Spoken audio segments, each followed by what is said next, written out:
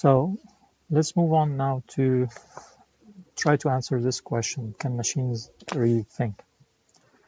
So some philosopher claims that a machine that acts intelligently is not actually thinking, but is simulating the process of thinking. But again, for most people who work in AI, that's not such an important question, right?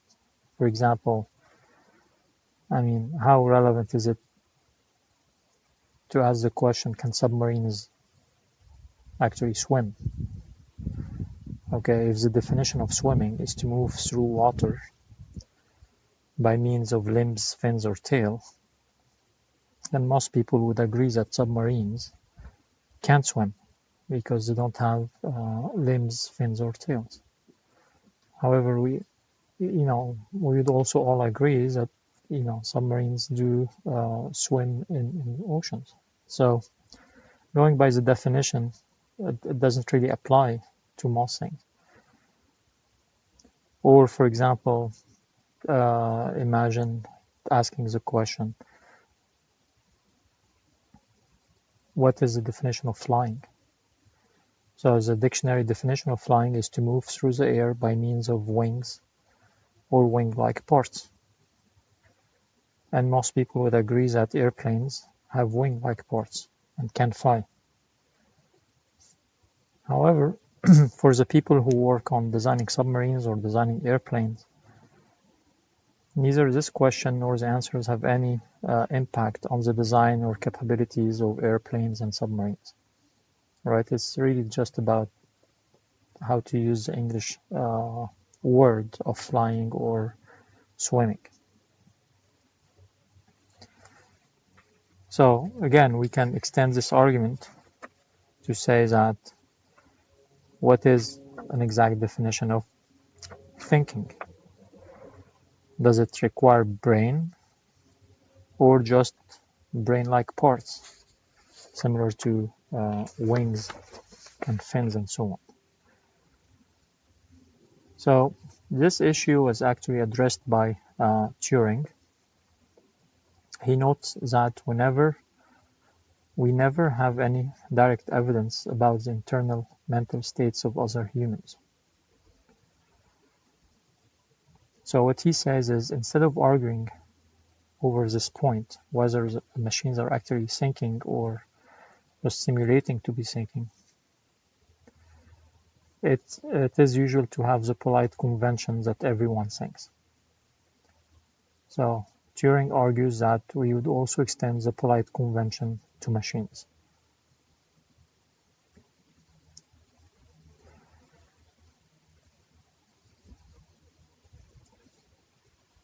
So let's look at the argument from the people on the other side, like John Searle, who rejected this polite convention argument from Turing. So his famous Chinese room argument goes as follows. Imagine we have a human who understands only English inside a room that contains a rule book written in English, and then various stacks of paper. Pieces of paper containing weird symbols are slipped under the door to the room. The human follows the instruction in the rule book. He looks up each symbol in the stacks and then writes the symbols on a new piece of paper, rearranges the stacks, and so on. And eventually, the instruction will cause one or more symbols to be written onto a piece of paper that is passed back to the outside world. So he got a paper in Chinese. He has no idea what the symbols mean. He started reading the manual and figuring out what each symbol means, and then eventually wrote something back on a piece of paper and returned it under the door to the outside world.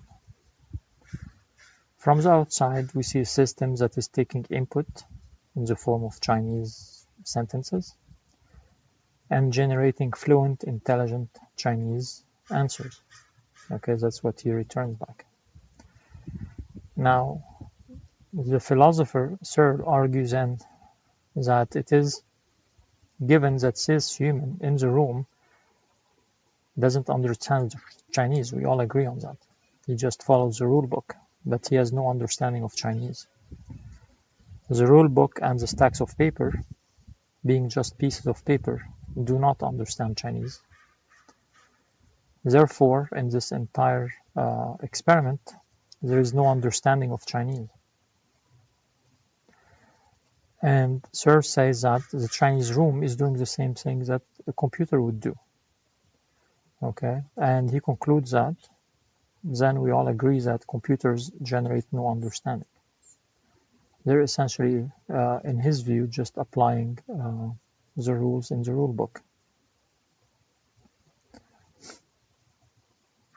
So Searle is a proponent of what is called biological naturalism, according to which mental states are high-level emergent features that are caused by low-level physical processes in the neurons.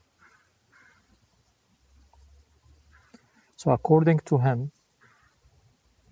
neurons have what he called it, and transistors do not.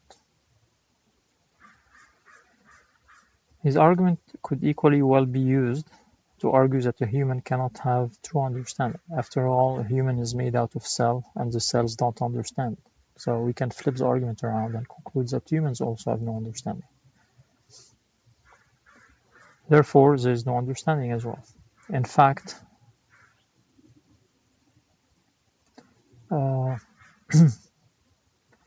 this idea was central to a movie that was done in the 90s, in which alien robots explore Earth and can believe that hunks of meat could possibly have conscience.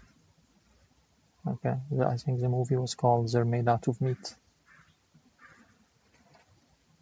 So the same argument as Searle is doing is that how can pieces of meat, which are our cells essentially, be doing any thinking?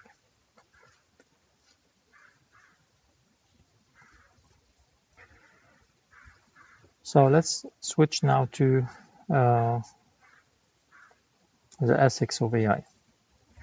Given that AI is a powerful technology, we have a moral obligation to use it well, to promote the positive aspects and avoid the negative ones, or at least reduce their impact.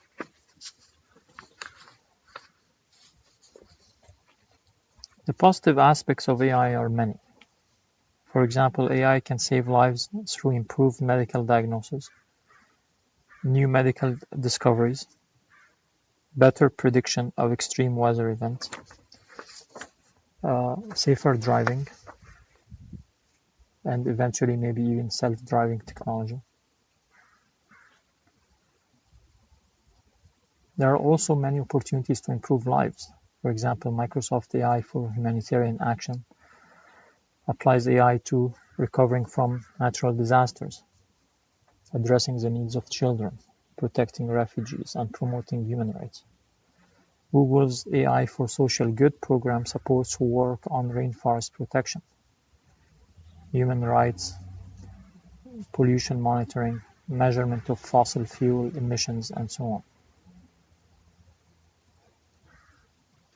AI applications in crop management and food production help feed the world.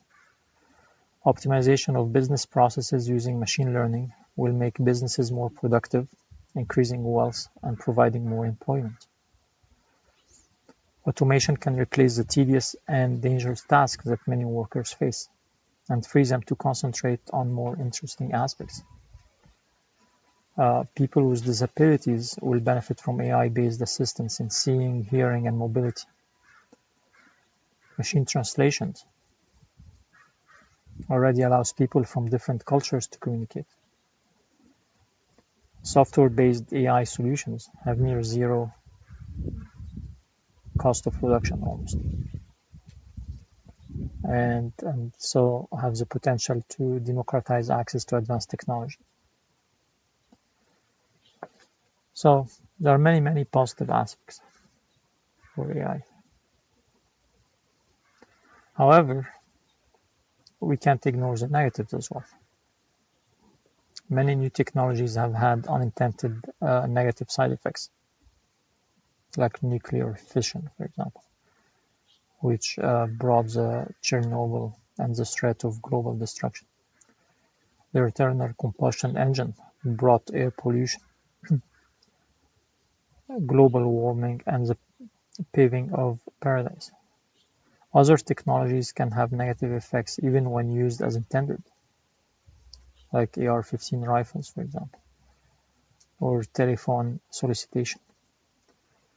Automation will create wealth, but under current economic conditions, much of that wealth will flow to the owners of the automated systems, leading to increased income inequality. In developing countries, the traditional path to growth through low-cost manufacturing for export may be ending as well, as wealthy countries adopt fully automated manufacturing facilities onshore.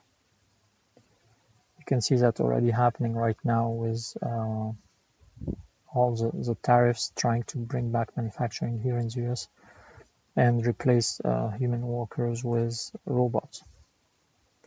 Our ethical and governance decisions will dictate the level of inequality that AI will create. So all scientists and engineers will face ethical considerations of what projects they should or should not work on, and how they can make sure the execution of the project is safe and beneficial. In 2010, in the UK, the Engineering and Physical Science Research Council had a meeting to develop a set of principles of robotics. In the following years, other government agencies, non-profit organizations, and companies created similar sets of principles. The idea is that every organization that creates AI technology and everyone in the organization has a responsibility to make sure the technology contributes to good, not harm. So some key principles are ensure safety, ensure fairness, respect privacy, promote collaboration, provide transparency, limit harmful use of AI, establish accountability, uphold human rights and values, reflect diversity and inclusion, avoid concentration of power, acknowledge legal implications, and contemplate implications for employment. Note that many of the principles, like ensure safety, have applicability to all software or hardware systems, not just AI systems. Some of the principles are vague as well, making them difficult to measure or enforce. And the reason for that is that AI is a big field with many subfields. So researchers suggest that each subfield should develop more specific actionable guidelines for the researchers.